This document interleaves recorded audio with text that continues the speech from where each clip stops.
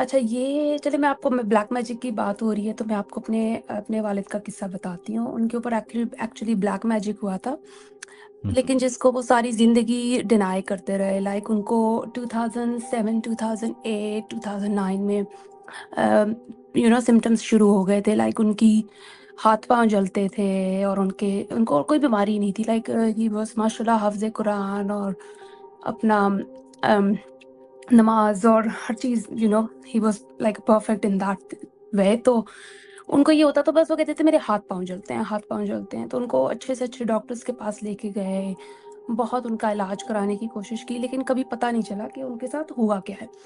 Like एकदम से पहले तो उनके हाथ-पाँव जल रहे थे, फिर अचानक से उनको एक दफ़ा अ खून की उल्टी हुई। बहुत ही अजीब बैठे-बिठाए खून की उल्टी हो गई। लाइक वो मौत के मुँह से वापस आए और उनको तब भी किसी ने कहा कि इनके ऊपर ब्लैक मैजिक है, लेकिन वो हमेशा कहते थे मेरे ऊपर कौन करेगा इस तरह की हुँ, हुँ, चीज़ें। फिर क्योंकि मेरे साथ ये हो रहा था कि मैं 2007 2008 में मैंने यूनिवर्सिटी जॉइन की थी, तो मैं फार्मेसी कर रही थी। मेरे साथ ये हो रहा था कि मुझे ना एक एंटिटी नज़र आती थी अपने घर में हर वक़्त। मतलब जब मैं पढ़ रही होती थी ना, एक दफ़ा मैं पढ़ रही थी, मुझे याद है, ये प्री मेडिकल जो आपका एंट्री टेस्ट होता है उसकी तैयारी कर रही थी। और ये हुआ कि ड्राइंग रूम में पढ़ती थी गर्मियों में, और सर्दियों में ऊपर वाला हमारा जो हॉल था वहाँ पढ़ा करती थी। तो मेरी मदर की रूप में आई और वो मुझे कह रही हैं, मतलब मुझे मेरी तरफ देख रही हैं और बस स्माइल कर रही हैं। और मेरा अपनी अम्मी के साथ कोई इतना लवी-डवी रिलेशनशिप नहीं था, बिकॉज़ मैं अपने डैडीज़ गर्ल थी बेसिकली। हुँ, तो कभी नहीं हुआ कि अम्मी इस तरह मुझे रात के बीच में चेक करें, क्योंकि हमेशा मेरे वालिद आते थे अगर कुछ चाहिए या देखने या कुछ भी हो ना। और वाक़ई वो मुझे सिर्फ़ स्माइल कर रही हैं, कुछ भी नहीं कह रही, और मैं उनको कह रही हूँ, "क्या मसला है आपको? आपको पता है कल मेरा एग्ज़ाम है।" और ये वो, और वो बस स्माइल कर रही हैं। और वो मुझे इतना याद है कि वो मुझे स्माइल कर रही थी और मैंने उनकी तरफ नज़र उठा के देखी थी और उनकी आँखें बिल्कुल लाल थी। उसके बाद मुझे नहीं पता, उसके बाद मैं शायद बेहोश हो गई थी या सो गई थी या जो भी था, आई डोंट नो। अच्छा, ये हुआ, फिर ये हुआ कि मेरे साथ ऊपर वाले पोर्शन में मैं सोती थी, तो इस तरह मुझे एक दफ़ा दोबारा मेरी अम्मी के रूप में नज़र आईं। और फिर भी ये हुआ कि 2008 में जो है मैं तो इंग्लैंड आ गई थी, और फिर मेरे साथ वो सिलसिला ख़त्म हो गया। लेकिन मुझे एक ख्वाब आती थी, मतलब मैं इंग्लैंड में 3 साल थी, 2008 से लेके 2011 तक। हर रोज़ मुझे एक ही ख्वाब आता था कि हमारे मतलब लाहौर में है मेरे पेरेंट्स का घर, वहाँ पे एक बहुत बड़ा साँप है, वो जिसे कहते हैं ना अजदहा, हुँ, वो है। और वो बिल्कुल कमरे के बिल्कुल कोने से, जो जो आपकी वो होती है ना, चौकाट्स होती हैं, क्या होती है, बिल्कुल उसके साथ-साथ चल रहा है, मतलब किसी को नज़र नहीं आ रहा, लेकिन वो घर में है। और बस ये मुझे 3 साल तक हर रोज़ यही ख्वाब आता था। अच्छा, इसी 3 साल के दौरान जो है वो मेरे अब्बू को सिरोसिस डायग्नोज़ हो गया, फिर उनको यही खून की उल्टी हुई। अच्छा, इस दौरान वो कहीं गए थे, मेरे जो चचा वग़ैरह हैं, इनका मेरे अब्बू का ताल्लुक एबटाबाद मानसेरा से है, तो वो वहाँ गए थे। तो उनको ना मेरी मदर किसी के पास लेके गई थी, मतलब उनके माशाल्लाह खुद ख़ानदान जो है मेरे अब्बू का, वो उसमें बहुत उलमाए दीन इस तरह का है, ठीक है? तो वो कोई जानने वाले थे, उनके पास वैसे ही लेके गए थे कि चलें आप पता करते हैं ये वो। तो वो गए, उन्होंने देखते ही कहा कि इसके ऊपर तो ब्लैक मैजिक है, इसके ऊपर और आपकी बड़ी बेटी के ऊपर है, मेरे ऊपर है। तो उन्होंने कहा क्योंकि वो तो 7 समंदर पार चली गई है, जब आप 7 समंदर पार चले जाते हो, तो वो उसका असर ख़त्म हो जाता है या कम हो जाता है। अच्छा, अ, मेरी अम्मी को उन्होंने एक वज़ीफ़ा बताया कि आपने 3 दिन तक ये पढ़ना है, वो आपके लिए बहुत मुश्किल होगा। अपैरेंटली मेरी अम्मी कहती हैं कि जब उन्होंने वो 3 दिन वज़ीफ़ा पढ़ा था, वो बहुत तकलीफ़ में थी, मेरी बहनों ने और मेरी अम्मी ने पढ़ा था। तो ये हुआ था कि उसके बाद वो मेरे अब्बू की जो एकदम से कंडीशन होती थी ना, वो बस पड़े रहते थे कि मेरे हाथ जल रहे हैं, मेरे पाँव जल रहे हैं, मेरा स्टमक जल रहा है, मेरे अंदर आग लगी हुई है, इस तरह कहते रहते थे। तो उनको अच्छे से अच्छे डॉक्टर, और फिर ये था कि कुछ कुछ पता नहीं चल रहा था। अच्छा, उसके बाद ये हुआ, उस वज़ीफ़े के बाद एकदम से उनकी तबीयत बेहतर हो गई। तो बस ठीक था, उसके बाद चल रहा था काम। फिर 2014 में ये हुआ कि अचानक से मार्च में मेरे अब्बू गए थे इंडिया, अपोलो हॉस्पिटल है दिल्ली का, वहाँ पे एक डॉक्टर है, उसके साथ उनका मतलब वो आता था कभी-कभी पाकिस्तान, वो आई थिंक 2 साल बाद आते हैं पाकिस्तान या साल बाद आते हैं। तो उनकी हमेशा उनके साथ अपॉइंटमेंट बुक होती थी, तो वो आते थे, क्योंकि मेरे अब्बू का दिल था कि वो अपना लिवर ट्रांसप्लांट करवा लें, उनको सिरोसिस था। तो मार्च के एंड पे मुझे याद है कि वो डॉक्टर आए, उन्होंने उनको चेक किया, उन्होंने कहा आपका तो लिवर बहुत जूसी है, you don't need a transplant, ये वो। तो मेरे अब्बू कह रहे हैं ये कैसी बात है, आपने मुझे कहा था कि नेक्स्ट ईयर करेंगे। नहीं, उन्होंने कहा आपका लिवर बिल्कुल जूसी है, आपको तो ज़रूरत ही नहीं, आप तो उस कैटेगरी में ही फॉल नहीं करते। अप्रैल गुजरा और जून में मुझे याद है रमज़ान था और बस वही उनकी वही कंडीशन थी, लेकिन 10 टाइम वर्स थी। मतलब वो बैठ नहीं सकते थे, वो इतना कहे थे कि मेरे पेट में ना आग लगी हुई है, बस आग का गोला है, आग का गोला है ये वो। तो उनको लाहौर में एक लतीफ़ हॉस्पिटल है, वहाँ पे डॉक्टर आमिर होते हैं, मतलब वो भी मेरे अब्बू के प्राइवेट थे, मतलब हर महीने बाद 1.5 महीने बाद उनका वहाँ चक्कर लग रहा था। ये नहीं था कि निग्लेक्ट हुए हुए थे और एकदम से बीमारी आ गई है वो, ऐसा कुछ नहीं था। डॉक्टर्स मतलब उनकी कंसल्टेशंस होती थी, जो उनको मेडिकेशन चाहिए वो ले रहे हैं ये वो। अब डॉक्टर्स ने डॉक्टर्स को लगा शायद इनकी कोई इंटेस्टाइन का कहीं इनको कैंसर तो नहीं है या कोलन कैंसर तो नहीं है। उन्होंने ना सारे टेस्ट कर डाले, मतलब आपकी एमआरआई से लेके हर चीज़ हो गई, लेकिन कुछ भी डायग्नोस नहीं हुआ। अच्छा, गर्मी काफ़ी ज़्यादा थी, तो हमारा ये होता है कि हम जून, जुलाई, अगस्त जो है ना, हमेशा से 3 महीने हम लोग वहाँ मानसेरा में जाके गुज़ारते थे एज़ अ हॉलिडेज़। तो हुआ ये कि मेरे बहन-भाई सब चले गए, मेरे फ़ादर भी यहीं पे थे, उनको यही था कि मैं अपना इलाज करवा लूँ, फिर वहाँ से इस्लामाबाद। वो पहले वो भी नहीं था ना, सी पैक भी नहीं था, तो ट्रैवल करना काफ़ी मुश्किल होता था कराकरम के ऊपर, कि आपको अगर 1 घंटे का सफ़र है, तो वो 3 घंटे बन जाता था ट्रैफ़िक की वज़ह से। तो वो जा नहीं रहे थे। फिर उनके सब भाइयों ने मतलब उनको बहुत कहा कि ये क्या है, आप आएँ, ये वो। तो उस वक़्त मेरे भाई के पास होती थी वो बड़ी, पाकिस्तान में वो क्या है, फॉर्च्यूनर कहते हैं, क्या कहते हैं, मुझे बड़ी गाड़ी होती है। जी। उसमें उसमें उन्होंने उनको पीछे तकिया दिया और डाला, और आगे वो और मेरी अम्मी बैठे और चल दिए एबटाबाद की तरफ। अब वो सी पैक नहीं था, तो वो एबटाबाद के पुराने मोड़ आते हैं ना, वो बड़े खतरनाक जैसे मोड़ आते थे, तो अच्छे खासे इंसान का दिल बाहर आ रहा होता था। वो वहाँ तक पहुँचे तो उन्होंने मेरे भाई से कहा गाड़ी रोको, मुझे ना वॉमिट आ रही है। तो मेरे भाई कहते हैं कि मैंने गाड़ी रोकी और वो उतरे और उन्होंने एक ही बस वॉमिट की है। वो कहते हैं वो जब ऊपर पलटे हैं ना, तो हम उनको पहचान नहीं सकते थे, वो इतने येलो थे, मतलब आप सोचें किसी को हल्दी का पूरा डब्बा मिक्स करके ना किसी के सर पे उंडेलते, उनकी ये हालत थी। कोई सिचुएशन ही थी। उससे पहले मतलब लिटरली 1 हफ्ता पहले उनके सारे टेस्ट हो चुके थे, उनका कॉलन कैंसर सब, मतलब डॉक्टर्स ने उनकी एमआरआईज़ कर डाली, जो हो सकता था ना कर लिया। ऑलरेडी उनकी एक हिस्ट्री थी, वो अपने डॉक्टर के पास भी जाए, डॉक्टर्स ने कहा कि नहीं, मतलब को कुछ नहीं था उनका। तो वहाँ पहुँचे हैं, अब वो घर पहुँचे तो सब उनकी हालत देख के मेरी अम्मा को देख रहे हैं, मेरी अम्मा कह रही है ऐसे नहीं थे, अभी 5 मिनट पहले से इनकी हालत ऐसी हुई है। अच्छा, यही हुआ, उनको लेके गए डॉक्टर के पास, तो नेक्स्ट डे ही पता चल गया कि उनको लिवर कैंसर है।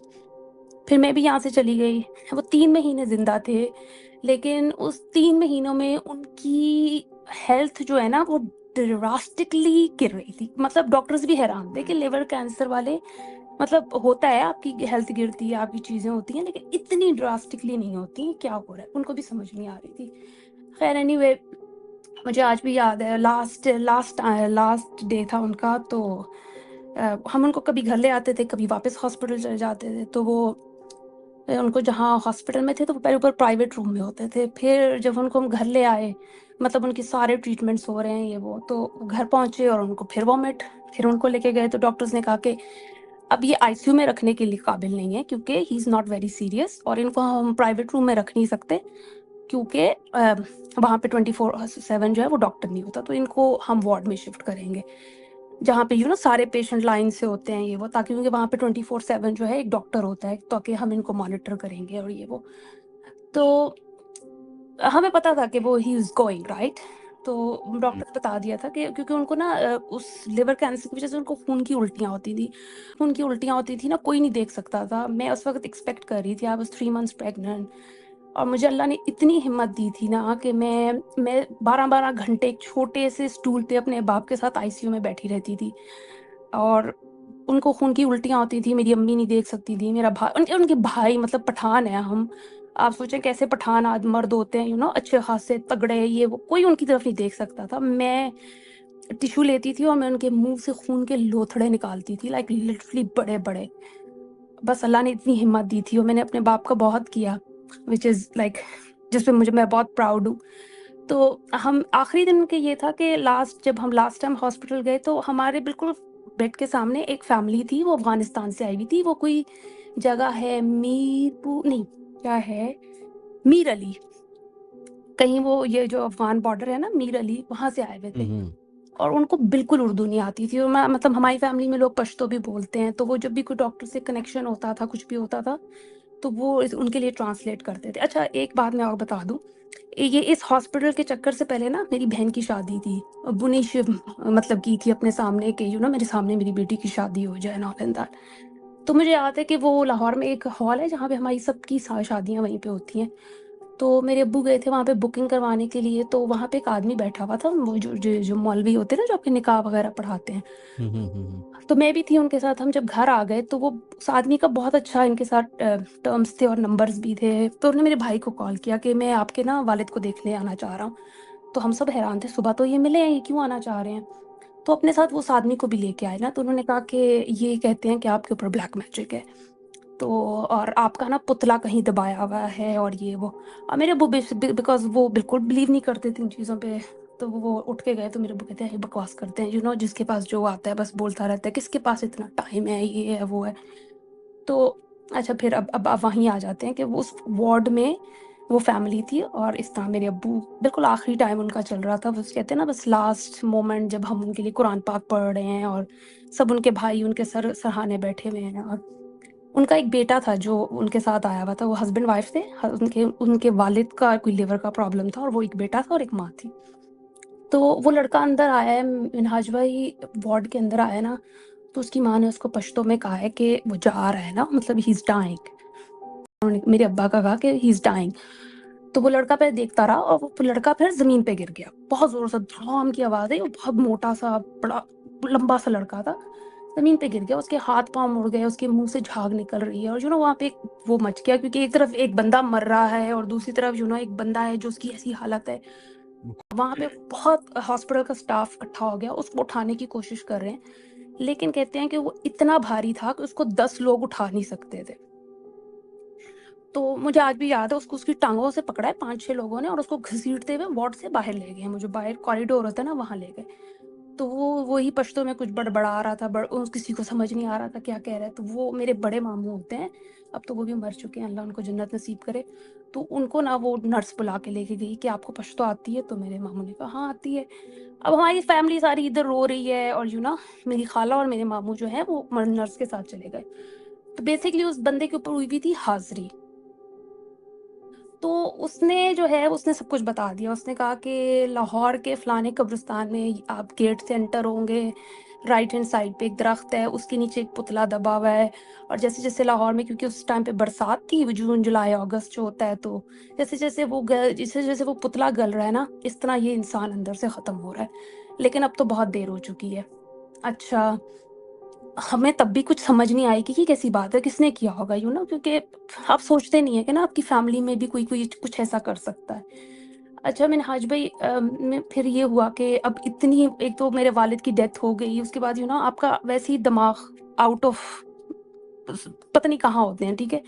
तो मुझे याद है मैं वहीं पे बैठी हुई थी अपने, मतलब अपने अब्बू की मैयत के साथ, और मैं यही सोच रही थी, अल्लाह मियाँ, मुझे नहीं पता कि क्या हो रहा है, इसमें कितना सच है कितना झूठ है, मुझे नहीं पता है। लेकिन अगर तो इसमें सच है, तो तुम जो तुम्हारी ज़ात है ना, वही दिखा सकती है हमें वो बंदा, कि जिसने ये किया है, और तुम मुझे दिखाओगे, क्योंकि मैं एक, वो जिसे कहते हैं ना, आप इमोशन में आई हुई थी, और मैं बस अल्लाह के साथ जो मेरी वो तकरार था, वो मतलब मैं बहुत एंग्री थी, और मैं चैलेंज कर रही थी कि नहीं, मुझे पता करना है, और मुझे देखना है कि वो कौन है, ये वो।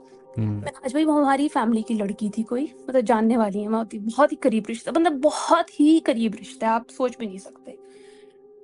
बस कहते हैं ना, उस इंसान के, मेरे अब्बू की मैयत उठाने की देर थी, और उस इंसान के बुरे दिन शुरू हो गए मिनहाज भाई। सारी दुनिया को पता चल गया कि इसने किया था। वो ऐसे पता चला कि वो जिस अपने किसी नेबर के साथ जाया करती थी ये काम करवाने, और वो बंदा कहीं उसको ब्लैकमेल कर रहा था, उसको पता था कि ये काम इनके लिए काम करवाने जाती है। बेसिकली वो करता था ये करीम, करीम गाड़ी नहीं हम्म, होती, तो वो उसके साथ उस गाड़ी में जाया करती थी, तो उस बंदे को पता था। तो वो कहीं इसको ब्लैकमेल कर रहा था, इसने उसको अपना सारा ज़ेवर भी दे दिया, ये भी दे दिया, वो भी दे दिया, लेकिन आपको पता है लालच की तो फिर कोई हद नहीं होती ना। और उसको पता था कि पैसे वाली है, तो अपने घर से लाओ, जो मर्ज़ी करो, बट मैं अब तो बता दूँगा। ख़ैर करते, अरे मिनहाज भाई, उसका एक बहुत बड़ा रीज़न ये है कि इनका मेरे अब्बू जो थे ना ही वो उनका मतलब कंबाइंड बिजनेस है and he got the hold of money, you understand, कि मतलब उनकी इजाजत से ही पैसा यहाँ वहाँ लगता था बिकॉज ही वाज इसे कहते हैं ना वन मैन आर्मी थी। उन्होंने माशाल्लाह एक बंदे ने एक बिजनेस शुरू किया था, उसमें उन्होंने अपने सारे भाइयों को खड़ा किया था एंड ऑल एंड दैट। तो उनको ये था कि बस बिजनेस और मनी और ये वो लालच। और दूसरा उनको एक ये भी था कि वो हमारी मतलब मेरे भाई के साथ वो अपनी बहन का रिश्ता करना चाहते थे, लेकिन मेरी किसी और कज़न के साथ मेरे भाई की शादी होगी, तो वो एक जेलसी फैक्टर, बहुत सारी चीज़ें पाइल अप हो रही थी छोटी-छोटी। तो उस बंदे ने जो है वो मेरे भाई को बता दिया कि ये तो मेरे साथ जाती थी और फलाने अच्छा, अब हमें ये बिल्कुल नहीं पता था कब्रिस्तान वाली स्टोरी, बस हमें ये पता था कि उस बंदे ने ये कहा है कि, और मेरी अम्मी को सब पता था।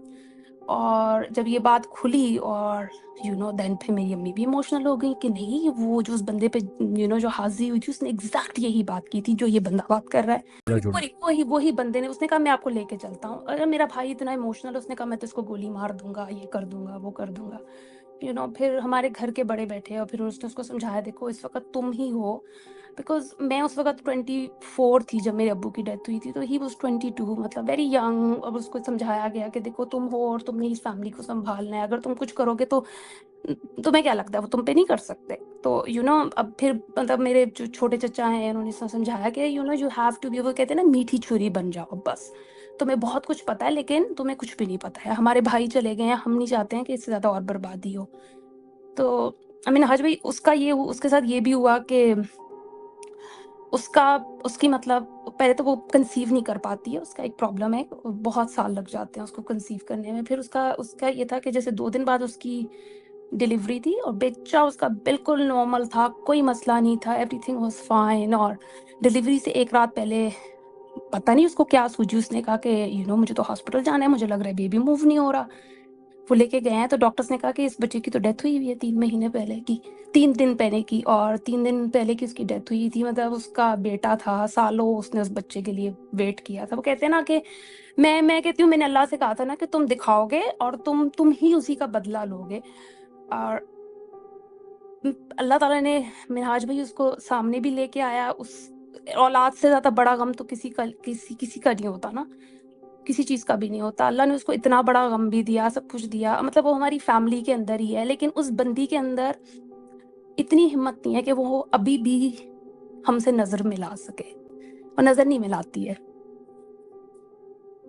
उसके अंदर एक गिल्ट है जो ऑब्वियसली आपको नज़र आता है, क्योंकि मुझे पता है कि शी डिड इट और उसको भी पता है कि उसने किया है। और एक टाइम पे मतलब जब हम growing up we used to be a best friends, हम लोग बेस्ट फ्रेंड्स हुआ करते थे। पता नहीं, आई थिंक माँ-बाप की बहुत बड़ी गलती होती है कि छोटी-छोटी बातें बच्चों के सामने करते हैं फैमिली की, और बच्चों के दिलों में ना नफ़रतें पैदा हो जाती हैं। हालाँकि वो बातें कुछ भी नहीं होती, लेकिन वो बच्चे उस चीज़ का कहते हैं ना छोटी-सी राई का पहाड़ बनाते रहते हैं अपने दिल में, और फिर वो इस तरह के काम करते हैं। जैसे मैं अपने फैमिली की पहली लड़की थी जो यूनिवर्सिटी गई थी, जिसने मतलब हायर एजुकेशन ली, सब कुछ। इसमें ये तो नहीं है कि मेरी किस्मत अच्छी है, नहीं, मेरी मेहनत भी है, मेरे अंदर वो कीड़ा था कि मैंने कुछ करना है, जो मैंने किया है। इवन मेरी शादी हो गई, उसके बावजूद मेरे 2 बच्चे हैं, लेकिन मैंने अपनी डिग्री की, मैं अपनी अभी भी फैमिली की पहली लड़की हूँ, जो जॉब करती हूँ, मेरा खुद का एक छोटा-सा बिज़नेस है, मैं वो कर रही हूँ। लोगों के अंदर जेलसी हो जाती है, लेकिन लोग ये नहीं सोचते कि हम उसके लिए मेहनत कर रहे हैं।